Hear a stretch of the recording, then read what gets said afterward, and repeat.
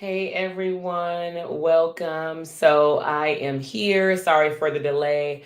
I've been having some difficulty with sharing some slides that are outside of Canva, but we are going to wing it because I definitely know that you all voted that were in my community. And for those of you who are hopping on via YouTube, one of the topics or the topic that we are going to talk about today are 2023 trends of how to have a successful business. And so I am super excited. I see we have some great people on. So we have Crystal. Hey, what's up? We have Bree. We have Victoria. We have Miss Kendrick. We have Miss James. And we got Miss Cross, okay, from New York. All right, we got some Miami. Okay, was at the New York conference. That's what I'm talking about. And so let's go ahead and dive in.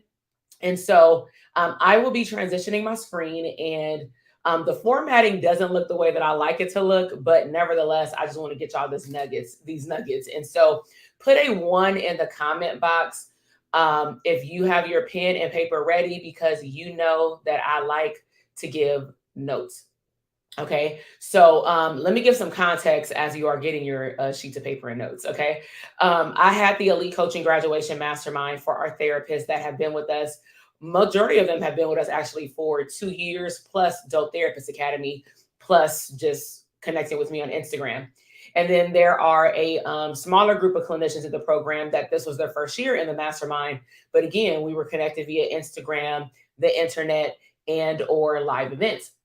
And so there was one topic. We've talked about a lot of things over the last 48 hours at their mastermind, but there was one thing that definitely stood out. And from time to time, I like to look at the material that I provide to my clients and ask myself, could any of these things be beneficial to, I'm going to say, the general public, meaning people who are not here? And of course, the whole thing, but of course, they had their experience. They got to experience the mastermind with the up levelness of their business for 2023. So, of course, they had time to dive deep into this with activities and breakout sessions and hot seats and masterminding. But I want to introduce to you this one segment that I talked to them about yesterday, because I think this is vitally important considering the norm that we are in, especially being online. And so let me go ahead and pull up these slides, and then we are going to go ahead and get into these trends, as I see now that y'all got y'all paper. Okay. All right. Can y'all see those? So let me remove my little banner. Okay. So let's talk about it. All right. So let's first talk about relatability. And so when we look at 2023 trends, one of the first things that you want to consider is how relatable are you being online? And so this, I'm doing actually a prime example. This can be for anybody, undergrad or graduate student, license. It does not matter. If you want to be, as you know, in the public eye, this is important no matter what. Okay. So one thing to be successful in 2023 is relatability. Okay. So you see on my screen, it says not just a talking head video. So technically what I'm doing right now, even though I'm shifting the screen and I'm asking you to engage, you don't just want to do this. I am Dr. TK. Like, that is no longer appropriate for majority of your content. Now, I'm not saying that you cannot get a microphone and sit in front of the camera. However, what I am saying is that if that's all you do and you don't put anything on the screen, you don't talk back to a live audience, because let's just say it's pre-recorded, people will tap out, because we had 2 full years in most states of having little to no contact. We really, a lot of us depended upon YouTube to be our television, right? Outside of regular TV. And some of us didn't want to watch TV during that time because all it was the news. So even though we don't like to talk about potentially what happened over the last 2 years, the bottom line is it changed our lives and the way that we receive and perceive information differently. Okay. So relatability is key. And you want to make sure, I'm not saying that if you do like an Instagram live that you jump in everywhere, but I'm just saying do something to change up the scene, especially if you're, doing things like YouTube. Okay. So let's keep going. Oh, hold on. Uh-oh. Hold on for a second, y'all. Did y'all see that change? Because I'm like, I can't see it. Hold on for a second. I'm just going to change the view and bring up my navigator. All right, that's a lot easier. So, because it was doing like something else, and then let me change it to 75. All right, cool. Y'all can see it. All right, so second one is, and I'll probably lose count because I didn't even put the numbers, but the next one is one-stop shop. And so when you think about one-stop shop, put it in the comment box. Do you have any products on sale? It doesn't matter if it's for mental health or not. If you are a business owner or you got a side hustle, do you have anything on sale? Do you have digital products? Do you have books, t-shirts, mugs, courses, anything online? Not just therapy, but we can include that too, right? So when you think about a one-stop shop, think about the consumer and the customer. How many steps does it take for someone to buy from you? So I actually went to a training last week about profitability playbook for Black Friday.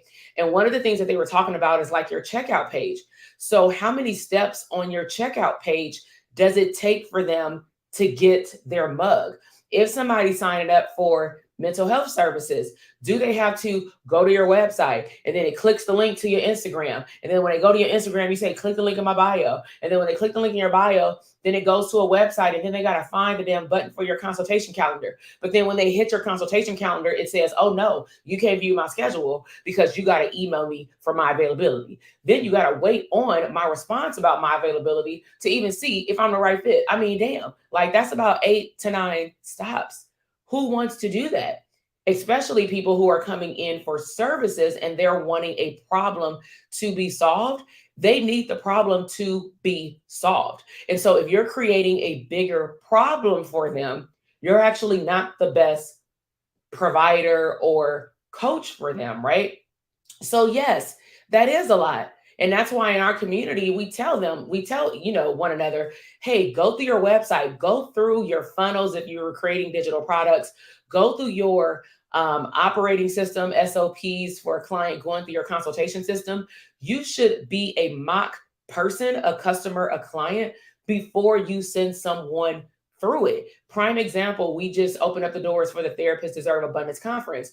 And my team is probably going to laugh at me. I just recorded, and I gave them a disclaimer, but I recorded a 25-minute video that technically behind the scenes was about 45 to 50 minutes.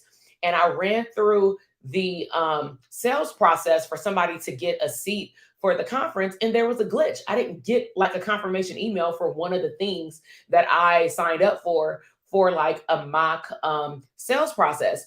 So I thought that I fixed it. Then I got back on camera. I'm like, oh, I think this is it, right? But what I realized was if you don't do that, then you're also going to be creating customer service issues for your audience simply because you don't even know what the problem is. Does that make sense?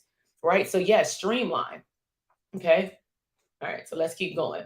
So the next one, no BS talk. And so because of 2020, right, we have now created the attention span of a gnat. And what that means is people's attention span, including yours, is very short.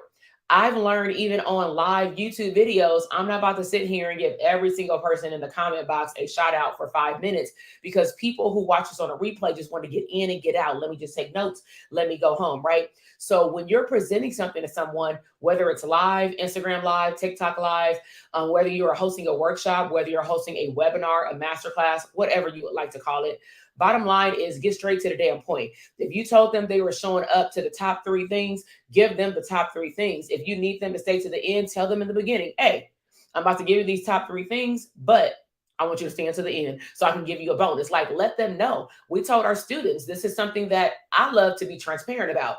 If I am offering a product or a service, I'm not about to sit here and hide it, especially on no webinar, right? So I'm going to say, stay until the end so that I can tell you how you can work with me to have a profitable private practice. Like, we're not going to make it a secret. So get straight to the point. Stop trying to bamboozle people. I hope that y'all appreciate that. Let me know in the comment box.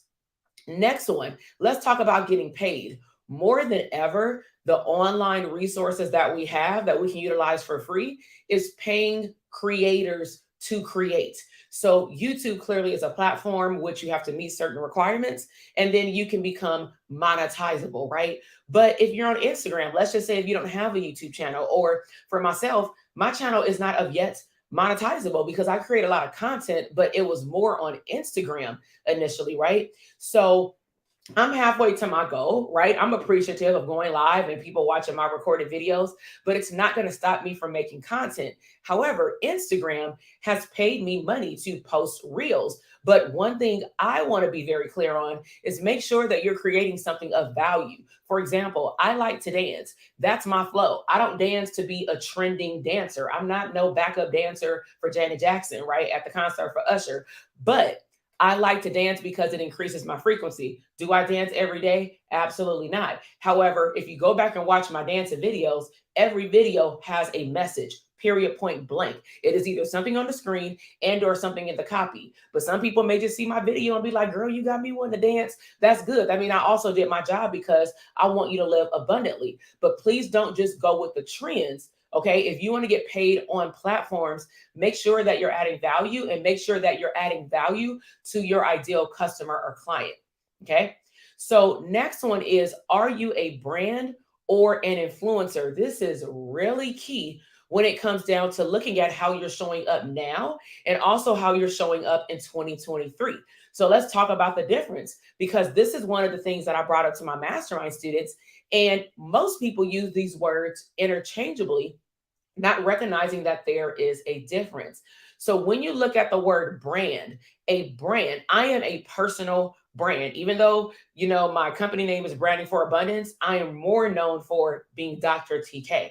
So Dr. TK, when people hear that name, they automatically associate it with, oh, that's a therapist business coach lady. Or back in the day, you know, I was the difficult teens lady. But bottom line is my name has a brand to it, and it's linked to products or services. Does that make sense? So then when you look at influencer in the mental health world, for example, is like a case manager, if we really want to get like mental health talk. So an influencer is going to point you in different directions. Try to roll with which one you want to be, right? Now, I'm not saying that I cannot be an influencer. I can clearly be on here right now and somebody can say, hey, where did you get your hair from? Hair, yeah, because I put it in, right? Where did you get your sweater from, right? So let's just say if I got this sweater from Amazon and I have an Amazon store, I can easily say, hey, check the link in my show notes on my podcast or my YouTube channel, and you can get the same sweater. It comes in all sizes, right? That's an influencer, because somebody's going to tag me on Instagram saying, hey, I watch your YouTube. I love your sweater. It's nice. It's light. I can wear it around the house, but heck, it was $10, you know, so thank you. That is an influencer. You point people in the right direction, but be cautious about running around saying you're an influencer and you ain't influencing nothing. Hello. All right, next one. Content is queen or king if you're a gentleman, but this was from yesterday and we were in a room full of ladies, so I wanted to be appropriate. So content has been dominating the online space, email marketing, social media for a long time. Content can be written, it can be audio, it can be visual. Clearly, it can be on social media platforms or platforms like YouTube, right? So the question that you want to ask yourself is, what are you creating? And more importantly, who are you creating it for? It should not be everyone, right? Now, let's look at my brand. I serve different levels of therapists. I serve all mental health providers, future and current, on my podcast and on my YouTube channel. But depending on what level you're in, you may watch certain videos, you may listen to certain podcast episodes, and you may invest in different types of products. So for example, on Instagram, we just rolled out a abundance psychology and social worker subscription for a very ridiculously low rate. And what I'm going to do for them is really just show up as the college professor and mentor that I've been over the last 17 years, because I really haven't made room to serve that population, because one, I was teaching for so long, so that met my need, but I haven't been in a physical classroom since before 2020, but it was in 2020. Okay. So I've taught online, but it's not the same. So I said, you know what, let's show up for those students. And I got something for them. I mean, I'll be talking to them low key at my house. They just don't know it. But after that, of course, it shoots to private practice, scalability, masterminding, right? So, but at the end of the day, I serve mental health providers, therapists, and that can include all these different titles. So who are you serving? Okay. And also remember that people have different learning styles. And so one of the reasons why I actually started recording my podcast on YouTube is one, I love live. I love the energy. Sometimes I'll do things pre-recorded, but I'm not going to lie. I know where my energy lies, and my energy lies with um, being live. I like when y'all talk back to me. However, not everybody likes to receive short or long-term form content visually. Some people prefer to listen to it on their walks, at the gym, driving, commuting. So therefore, I will always download these episodes like this, like workshop type, to my podcast. And then we will take snippets of it and we will actually put it like on Instagram. Okay. So remember that people have different learning styles: visual, auditory, kinesthetic, like hands-on, tactile. Okay.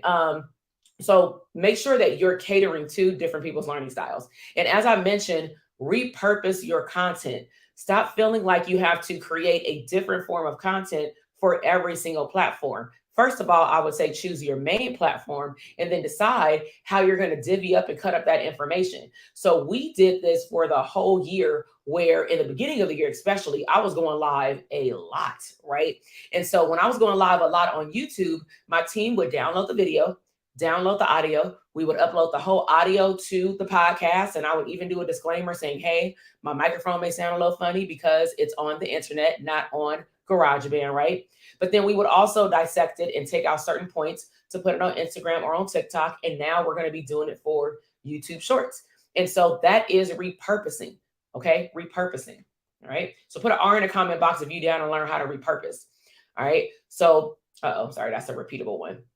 So the next one is video is dominating, hence I'm here, right? So when you create videos, you want to, and I'll get to the questions in the comment box in a second, you want to be intentional, okay? When you create videos, you want to be intentional. So you don't have to show up with slides. I just prefer to have slides to keep me on point, because unless this is like a chit chat, get ready with me before I see a client kind of thing, I will go on a tangent and just talk to y'all. And so that's cool sometimes, but y'all showing up to get the success trends for 2023. So I'm letting you know, and I've been telling my community for the last like 3 years that video will dominate in the next 2 years. I told them this 3 years ago, and yet here we are. And so some people may be camera shy. Well, you can create reels, you can create a whole YouTube channel and have a faceless channel, but do you have value? Don't be boring. I went to a conference last week and one of the speakers had said on the board, thou shalt not be boring. So of course, somebody in the audience, he spoke to it as well. One of my clients, because I shared this with them as well, because I share with them like some of the investments that I've made in myself and like the takeaways. And he said, nobody is boring. And what I believe psychologically is that you've given that definition to yourself. Whoever called you boring. And if you believe that you're boring, then that means that you have the capacity to do something about it.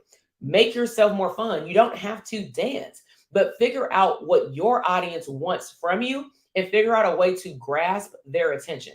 You may be boring, let's just say, according to someone else's definition. But when you hang out with your people, how do you show up? Right?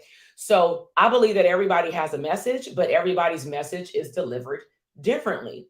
So one statistic that blew my mind, right, is when I looked up the stats for YouTube, just like where are the trends going, it said that 1 billion hours are watched time per day across the world, but 1 billion hours a day is what people watch on YouTube. Think about that. 1 billion hours. Okay. Do you think that that's a lot? Heck to the yeah. Heck to the yeah. So I'm looking at the comment box. Let me just put some of these on the screen. So Angela said, is an influencer and subject matter the same? So just remember that an influencer is pointing you to a direction so they can educate you, right? But at the end, like I may educate you on how this is gonna keep you warm, this sweater. I may educate you on how you keep your hair straight, but at the end of the day, I'm gonna hit that link in that show note or on the screen or in my podcast show notes or something to say, if you want this, I want you to go here. When you talk about the expert of a subject matter, I'm gonna put that in the category of like, for example, because you're one of my clients, is like speaking engagements and panelists. you're showing up as a personal brand. Now, on some panels, you may choose to just speak and just be a panelist.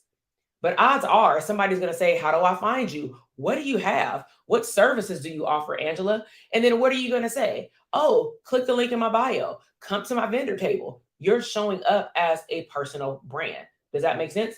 All right, so let's keep going. Almost done. So short-term video. This has been a big question in the industry of content creation. Should I be creating 7-second reels, 1-second reels? We were at the mastermind yesterday. I got a notification from TikTok saying you can go all the way up to 10 minutes, which means that I can do this on TikTok on the side, right? Like I do Instagram.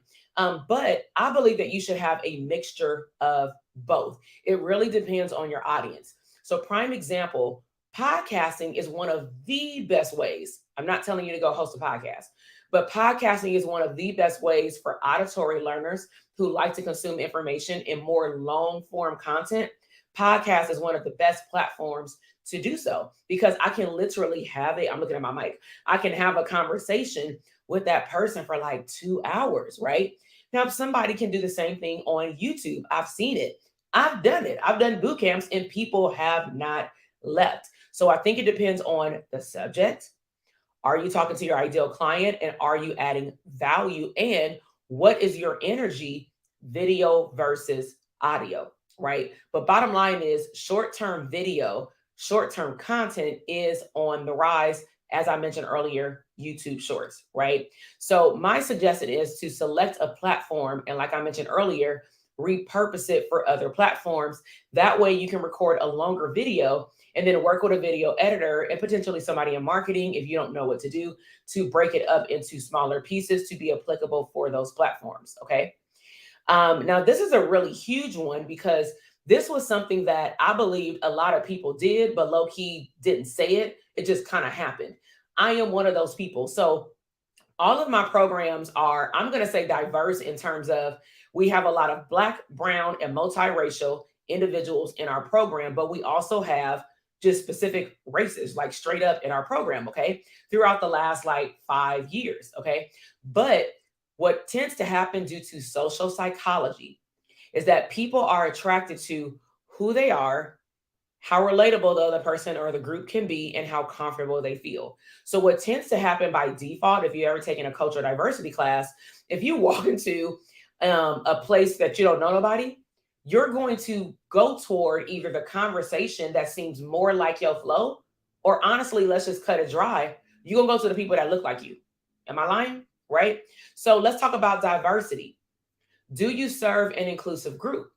Again, since 2020, since all this stuff started popping off with different groups of people, hate crimes and just things like that being caught on camera finally, right? Because it's been happening for hundreds of years. Now it's okay to say that you serve an inclusive group, right? And it was very interesting to me, like last year and for the last 2 years, how I've seen a lot of non-diversified groups specifically have things like scholarships for BIPOC audiences and things like that. And I think it's great depending on how it's presented, right? Because if it feels like it was more of a hand-me-down and handout, that don't feel good to a BIPOC person, right? So just be mindful of your wording, be mindful of how you present, how you're serving a group of people. And this is just my personal opinion. If it comes off cold, like we don't want your kind, even if I'm Black and I had a Black high school group of students who wanted to create a Black coalition for, because, you know, high schools have like different groups and whatever, and I've overseen them. You know, I wouldn't want them, if a brown kid came up, I wouldn't want no kid to say, oh, no, you're not our kind. Like that is disrespectful and low-key discrimination. You know what I'm saying? Like it's ways of communicating how your program or group or product or service is inclusive. And really how you address that is how you show up and talk just directly to your client. If you talk directly to your ideal client, your copy, your messaging will speak directly to them, period. Okay? So let's keep going. Hence the book, Why Are We? I see why are we all Black kids sitting together? Exactly. Right. So personalization. Create content personalized to your audience. So we actually just said that, so I don't have to stay here too long. But bottom line is make sure you are clear about who you're talking to. And then I also ask my clients, to ask themselves, who do I attract? Because those are two different things. Who you want to talk to and who you attract, you need to look at those stats, because if you're not getting any sales or signups for your products or services, odds are your messaging, your videos, your pictures, they're attracting the wrong people. Okay. Next one is increase B2B. So whether you work with business owners or not, I would highly encourage you to increase your ability to collaborate with others, like speaking on panels, being on people's podcasts, being on people's other live streams, just really doing even not business together per se under one entity, but maybe putting two ideas together and coming up with something epic like a workshop or something. Okay. So I would encourage you to collaborate, because right now, that's how you're going to get in front of more people, because the online space is very saturated. Okay. And then last trend for 2023 is open your DM, and specifically look at all 3 to 4 inboxes. So I'm going to look at my phone. I can't pull it up on the screen. But if you go to like Instagram, you'll recognize that even if you are following somebody, unless you are highly engaging with that person, it'll still go to various mailboxes. So on my Instagram, I have literally 4 inboxes. I have all, primary, general, and requests. And requests is the most suckiest one, like spam, because I get hit up with just spam type things. However, somebody's question about my boot camp, about the conference, may go in there because Instagram doesn't recognize that we know each other or that we engage with one another, or maybe it just doesn't look like we should be talking. So be patient with me, but also I'm telling you to check your DMs. You wouldn't believe how many deals happen in DMs. $1 million businesses are built in DMs. Why? Because not everybody wants to do email marketing. But if you don't want to do other things to market and reach your audience, guess what you got to do? You got to open up your DM. Now, the exclusion to this is talking to your audience of therapy clients. Now, if you're providing psychoeducation to tell people to go to your consultation page off Instagram or off these platforms, that's fine. However, you should not be having a full-blown discussion about somebody's situation to sign up for therapy, nor should you be rescheduling your client's appointment in the DM on Instagram or on TikTok. Okay. So that's just ethics 101, right? So how did you all enjoy this information on a scale of 1 to 10? On a scale of 1 to 10, 10 is, man, this was good, informative. Like I got some things to think about. Thank you so much for sharing. 1 is, could have just listened to it on the podcast or something, right?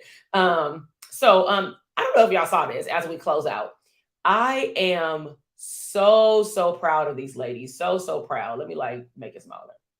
Okay. I am so proud of these women. So I have had the blessing and opportunity to serve some of the most epic mental health providers, not just in the United States, but across the globe. Okay. Because we have hit 3 other countries, and I am very grateful for that. Okay. But these wonderful women all graduated over the last 2 days. And more importantly, one of the things that came out of me meeting with them and us wrapping up, which I'm going to do a whole nother podcast episode about, is the importance of saying goodbye. So that podcast episode that I'm referencing, it will, hold on for a second. It will be more pre-recorded, because I want to walk you through why is it important to have a good goodbye, and what is the difference between graduation and termination. Okay. This is a very important topic. We are wrapping up the year. Some people in therapy at the end of the year, some people in coaching programs at the end of the year. But bottom line is, I want all of you to enter into this new year with a fresh and reset and recharge battery, because it should only be getting better. It should only be getting better. Okay. So just a few announcements. And so if you are a mental health provider and you want to meet up with us next year, the Therapists Deserve Abundance Conference is available. Let me go ahead and put it on the screen. So if you go to drtk.com/links, You can always stay up to date with, we have a few things going on right now, but because it's the end of the year, so we take our students out on a positive note, right? So we have a CE workshop that will actually be in December to help you plan out your 4 quarters. We actually did this live with our ECM students over the last 2 days, and we got work to do. They got work to do, but they're equipped to do it, right? We also have, like I mentioned, the Therapists Deserve Abundance Conference.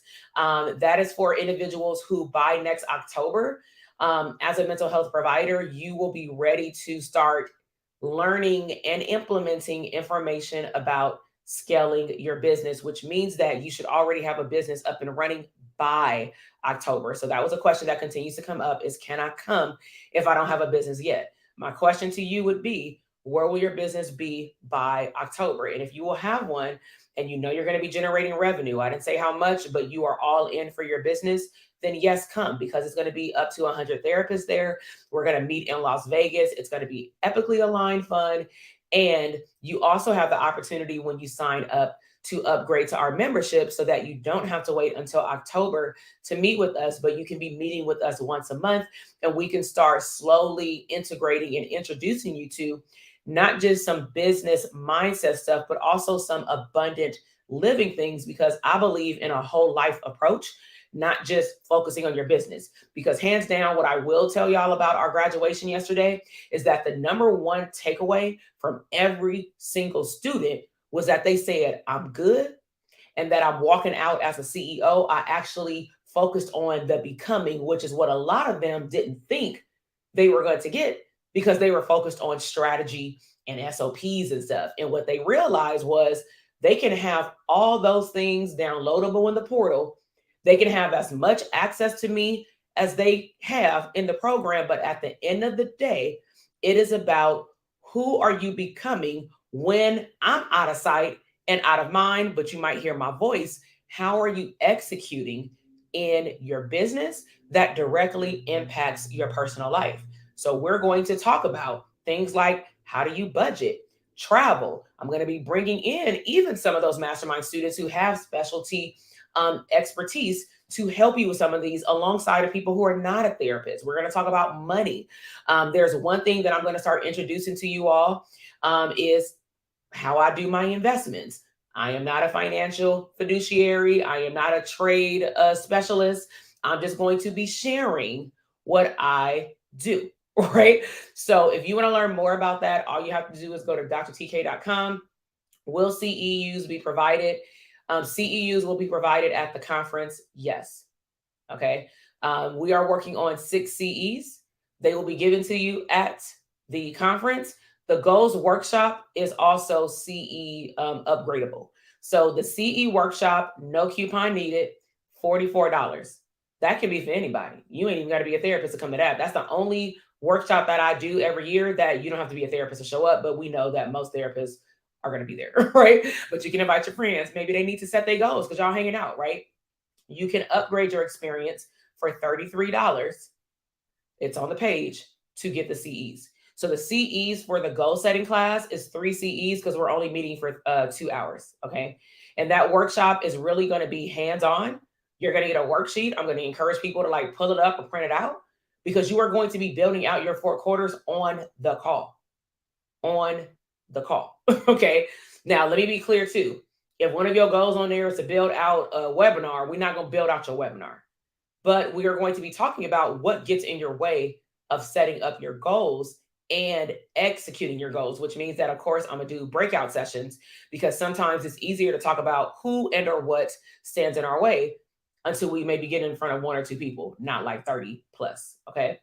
So CEs I try to make CEs a part of every event that I do. So CEs, like in summary, will be a part of the goal setting workshop.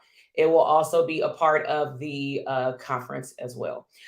For the membership, of course, the perk of being a current student is that when I do have CE workshops, they'll always get first dibs, and it will never be market rate. And y'all know that. So if you're in the community, you get those VIP deals. If you're external, meaning you're not a current student enrolled in a membership, then, just stay abreast to like the link. Now, if you're a student, I would highly encourage you, if you're still in school, go over to Instagram. I have an epic opportunity to connect with you over there. I just posted a invisible to everybody else, but a subscription story, so that you can tell me also, because I'm polling my audience, what do you want to learn about? Is it practicum, internship, how to brand yourself? We're going to be talking about branding 101, right? Like in school, because to me, that's where it starts. And correct me if I'm wrong, licensed professionals that are on here, would you have wished that like somebody like me or somebody like you had what I'm having for students? Put a Y in the comment box if you wished that these kind of conversations were happening while you were still held in undergrad, not even in grad school. And that's why I didn't differentiate the two, because questions that I'm going to answer for grad school students are going to help students in undergrad understand like what the processes is so that they can decide hell if they want to go and what to look forward to, right? And they can get a jump start. That's why I love having different level students. And that's how all of our programs are, because I feel like for students who are above, when they get to explain something to someone else, it does something to their pride and their ego. Like, damn, I knew all that, right? And then for someone who doesn't know that information yet, they don't feel intimidated because we're welcoming and we're warm, right? So if you know what I'm asking you also, if you know of any students, this isn't something that we're going to blast out on email and stuff like that. It's just on Instagram, not Kajabi, nothing else, no podcast, nothing. On Instagram, I'm just talking to them, right? Hosting workshops like every month just for students. So tell them about it. The price is where the price is right now. It will not remain that rate. that's what I will tell you, because y'all already know. All right. So yeah, exactly. So I will talk to y'all soon. Continue to download the Audible podcast. Make sure that if you're not subscribed to my channel on YouTube, that you do so. And if people are tuning in on the podcast, make sure you follow there as well. I love your comments. Stay tuned for more videos and more workshops, because I really enjoy going live.